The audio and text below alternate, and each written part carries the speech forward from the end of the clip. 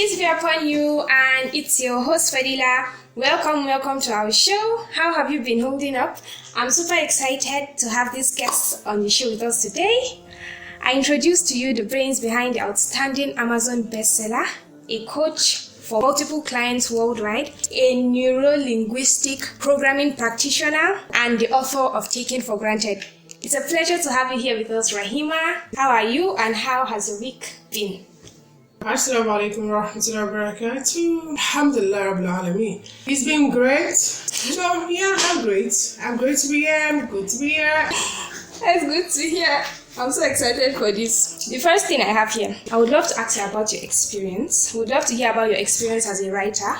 What challenges did you face while writing your books, or specifically Taken for Granted, and how did you overcome them? Were there any surprising moments you encountered during the writing process? Okay, that's an interesting and beautiful question. Because yes, I did come across a lot of obstacles. And thinking back, this was the most agonizing of them all. I literally wanted to cry. So what happened was, when I started writing Taken for Granted, the name wasn't going to be taken for granted. It was supposed to be two couples, right? Living different lives, and one is jealous of the other, all those shenanigans. However, after finishing writing that book, the first draft, up to 50,000 words. 50,000 words, not 5,000, not 50,000, not 10,000, 50,000 words. And in my mind, in my heart, I knew that there was something missing somewhere. Another mistake that was an obstacle, if you call it that, is I gave my raw first draft to a professional editor. Don't do that. And I paid an arm and a leg in pounds for that. And eventually, I had to abandon that 50,000 words. Can you imagine? Just imagine that agony. Oh my God. So now, cutting long story short, I felt that there was something wrong with it. Even after the professional editor, we started with developmental editing. Saying the structure has issues. I was scared. I'm like, oh, this is a lot of work. But it's okay, we started. Even after that, I knew something was missing that first. So I had to speak with an experienced author, a novelist, a coach that has written up to 20 plus novels. And I told her that this is what I'm feeling, and then she said, okay, that I should give her a snippet of what I want to. What's the story about? So I just gave her, and right there and then she told me the issue, and I'm like, how? I just opened my seat. That is it. You knew something was wrong, but you could not see it. Yes, so that is it.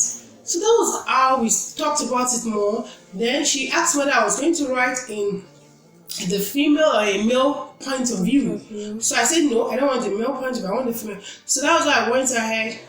She said I had to do it from the start now. Oh my Scratch. God. Scratch. I felt depressed. And after taking that in, I spoke with my editor. So that was how I started. So that's one major obstacle that I faced. Alhamdulillah. Taken for Granted was vetted. Yeah. And congratulations on being an Amazon bestseller and receiving recognition in the Guardian newspaper. Yeah. How has this success impacted your writing journey? Like when you heard, oh my God, I'm having an interview with Guardian newspaper, and then how did you feel? How did it impact your writing? Yeah, it's what I felt was that I'm able to reach more people with that interview. That was my thoughts, and alhamdulillah, had an amazing interview. I was in the newspaper, and what it has done is just like it's made people to know me more, and yes, just like visible. Yeah. The characters in Taken for Granted are rich and relatable. Can you tell us about the process of developing these characters and bringing them to life within the story? I'm very interested in this part. Okay. I won't say there's a particular book or people, just like a mix of experience of reading for years. I've been reading for 5 years or 6 years, and a writer. I've read a wide range of genres. So those things that I gathered from those things, experience, I use them. Different experiences like created those characters. So the main thing, you see, there are some parts too of the characters, especially the main character, Amina, that came from me. So when a writer writes, right, there's always this. She will write from something that she's interested, her interest, not essentially her life. No, like some people think that when you write novel that you think is your life, it's not the writer's life. Some people think that when you write about something, like they make the author and the character the same. Yes, they are not. That's just it. There are some things, of course, that are relatable that you see. As I said, it's a mix of everything. Experiences. So yes, so that's how Amina, Suleiman, and the others Jamila. Jamila. What are your sources of inspiration, like to write? Sources of inspirations. For me, when they say muse, I don't believe in muse anyway. They say muse. So the thing is, I don't literally sit down to think of an idea. So the way for me is, the idea just click, it just drops. Sometimes it might be in the kitchen, it might be in the bath. Sometimes do random things. It just drops. So recently, I got an idea. And it wasn't from sitting down, of course. The idea just, when you are inspired or you are, it's Allah. That's what I would say. Like, it's Allah. Because there are some things that you can't sit down and think about. On your own, exactly. So, it dropped. And I've jotted it down so that I don't forget. So, that's another idea that might turn into a phone over, inshallah, in some soonest, yeah. Do you have writing rituals or routines that enhance your writing process? Like, okay, you have a schedule that you take out time to write, particular hour, day. Okay. Maybe at the beginning I used to do that. At the beginning of your writing? Yes. Like, take time to write. However, now, you write anytime. When it comes, just that, right? Especially as a business owner, when idea comes, and idea comes from anywhere. For example, I have a teacher told her that the B's, there are three B's. Ideas come from there. Bath. When you're in the shower. Obviously. Idea will come. The second one is in the bus. When you're traveling or something, idea might come. Then the third one was when you want to sleep. Yes, when you're bedroom. So those things, I try as much as possible to hold books, small notepad along with me. Then when I want to write things, maybe make a post that has to do with writing or story, I just go to that idea and pick. Okay, now what I follow again is the main thing I do is that these 3 buckets. So what I do is, when I get the idea, write it down, right? When I'm ready to write about, just pick it from the Google. I use Google Doc to document my ideas. So just pick it and flesh it out. And write whatever. Just write it out. Then let it be, maybe give it some space. Then I'll now have another session to edit it. So when I edit it, polish it and everything, you can publish it. Yeah. So it goes for normal posting on social media or email, then as it goes for books too, but those of course are longer. For books, they are longer processes because it's not just a 1,000 words or 2,000 words for each one. So yeah, kind of, but I don't necessarily like fixed. Yes, I love flexibility. I love options. So that's what I try to. I don't like box myself. And not like this is the particular way you need to do. Writing as processes. I try as much as possible to use my intuition, and I've realized that I want to do something differently from others. So that's what I usually look at. But I don't want to do things the way others do. Though they've said for years or centuries that's how they write, blah blah blah blah blah. I want to do what suits me. If someone sees you say, "Oh, it's Raheemah that did this thing." Yeah. You point it out that it's you. As a woman, was writing the character Suleiman hard for you?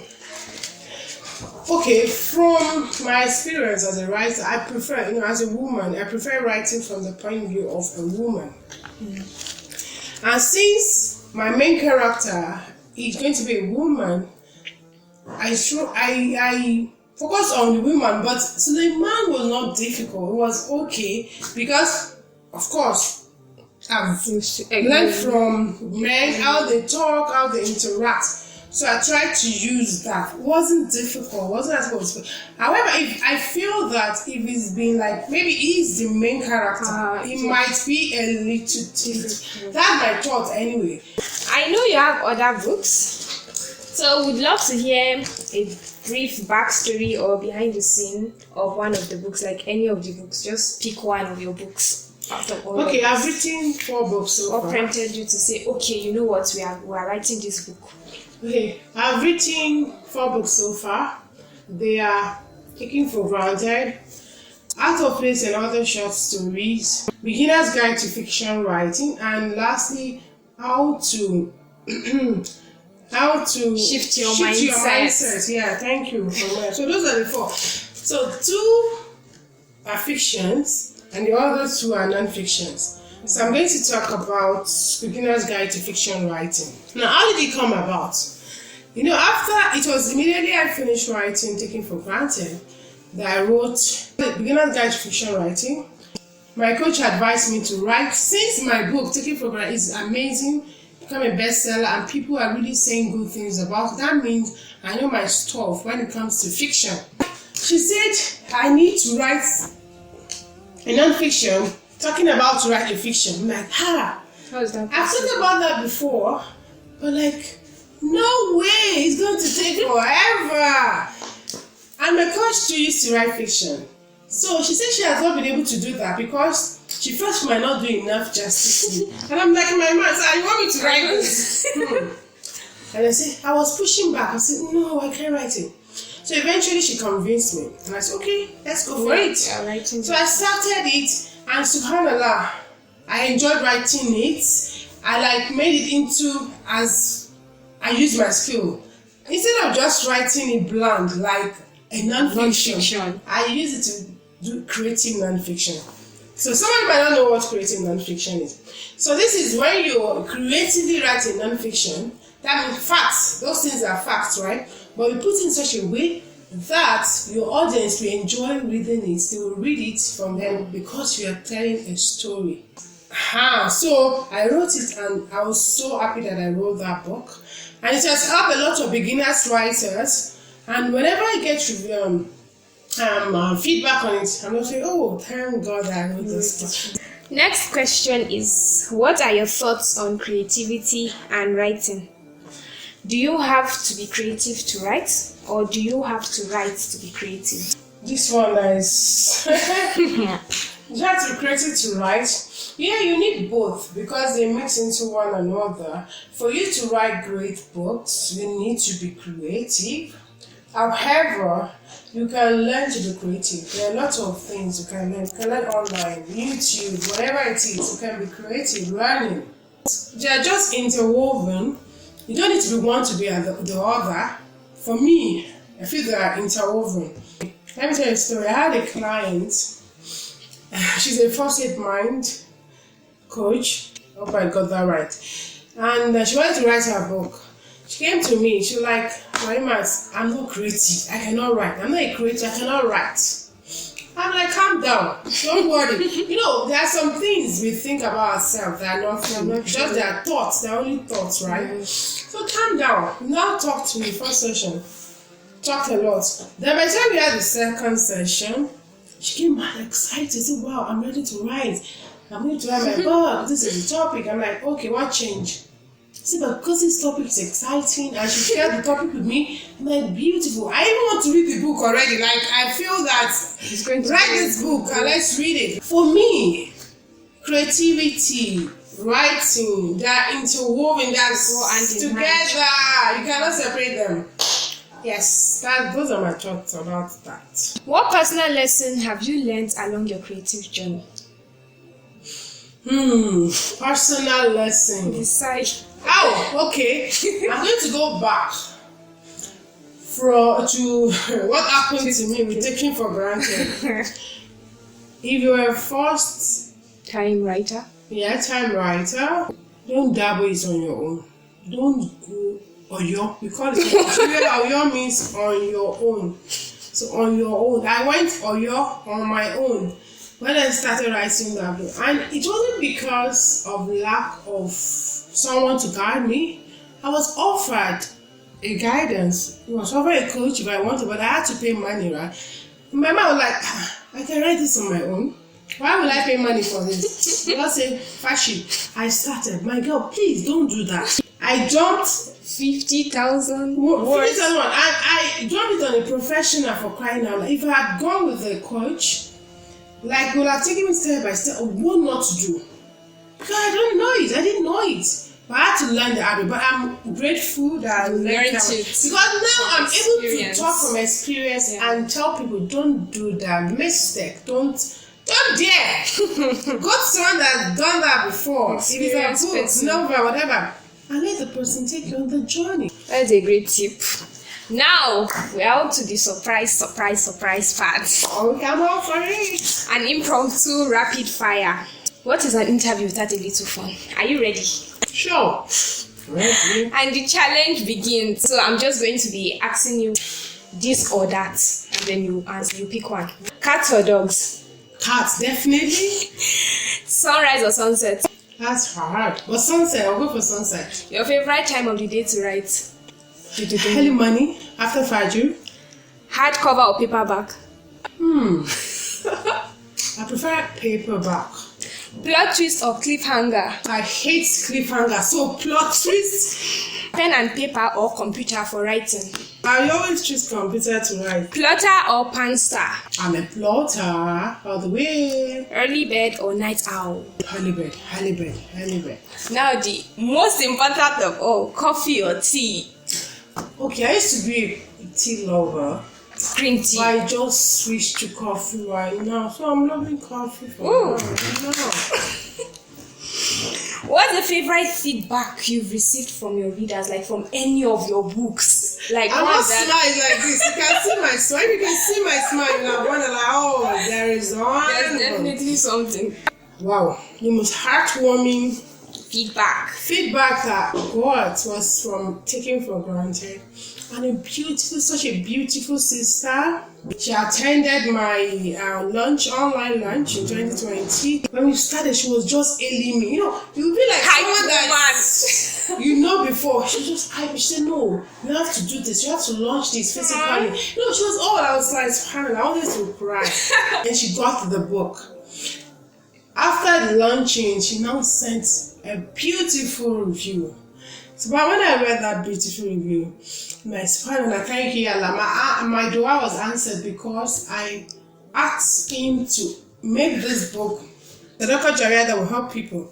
So what she said was that, I'm paraphrasing, it was a long song, but the beginning is what I'm going to. She said that, Wallahi sister, there is no other book apart from the Quran that has made me cry. There is no other book apart from the Quran that has made me cry. Your book made me cry. That it made her to think about her life. Wow. So, God, that was such an impact. Great. So then I'm like, wow. And one thing I've received from most feedbacks is like the book eventually made them cry. I'm not going to reveal any alarm, but I go and read the book. Like, several lot of people told me that it made them cry. And the funny thing is, subhanallah, when I tell you that, even I, who wrote it, I cried. When I was reading it, I'm like, what? Why am I crying? I'm the one that wrote this thing down. I'm like, what happened? So when you were telling me that they cry, I understood. You know, I was there. I told them, yeah, I understand. But sorry that I made you cry. Do you have any upcoming projects or books that you would like to share with the audience? Projects with the S, right? Or yes. Just one? It could be one, it could be many. Depends on what you I'm going to share two. So currently I'm working on my next novel. Yay! And the novel, it's going to be a banger too. Like, it's going to, I want to make you cry also. I have to see people cry when they read my book. It's going to have a lot of romance in it. It's going to have tawakkul too, definitely. As most people are writing about tawakkul. And it's going to have mixed a lot of stuff. And of course, it's going to be about marriage too. marry, you understand? And friendship. I love writing about friendship and marriage. So it's going to include all those dramas. Of course, you know now there'll be drama. There'll be all those plot twists, all those gang. It's going to be gang. Presently, the working title is Blacklash, and the setting is. I want to say it. If you want to, share. Okay, is houses like the tribe that are involved. Houses. You know, my I'm taking for granted was like mainly like Yoruba. Yeah. So as a Niger girl now, we talk about our Culture. people, our culture, listen. So it's going to be major because I've lived with within the house. I have also friends, and like I did my secondary school in Kano, my university in Kano. So definitely, right? So that's the background of that one, Backlash. And I'm excited. I'm self-editing it presently. And yes, let's see how it goes. Inshallah. So the second project I'm working on is like I showed is an idea I started, not really started, but intention to start. So it's having this online app, for Muslim writers and Muslim readers, where you can get wholesome books to read. Yeah. Books that are Islamic fictions, they are non-fiction, Islamic non-fiction. When you want to dive into Islamic, books that will not give you nightmares. Yeah. They are not witches. They are not all those things. Werewolves. Have to like educative. This is curated. It's going to be curated for Muslim readers so that we can read wholesome books that will give us, that you learn from, and you learn your deen from. Those things. That's my intention. So inshallah, I want to build that up. Hopefully, I'm looking at maybe very soon. Maybe this year. I don't know, but the how I'm leaving into Allah's hand.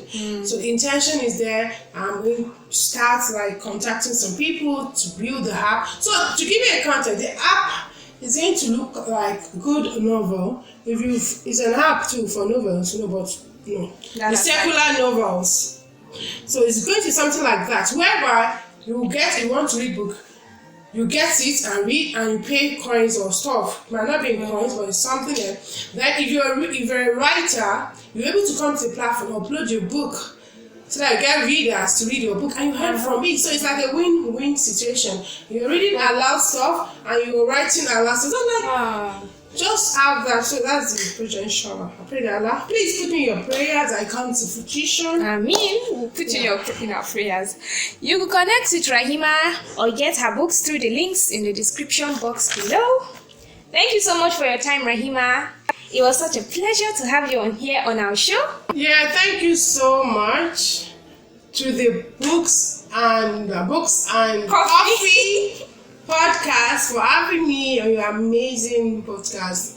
And I enjoy myself. I won't mind to come back if you ask me. Please do ask me back. Inshallah. So we listeners, have an amazing day wherever you are in the part of the world. This is Raheemah with the short. It was nice speaking with you all and having fun with us. Assalamu alaikum. Thank you, beautiful and handsome people, for tuning in. Don't forget to click the follow button on our show and turn on your notification bells so you don't miss a single podcast episode. Our Instagram is at Books and Coffee Podcast.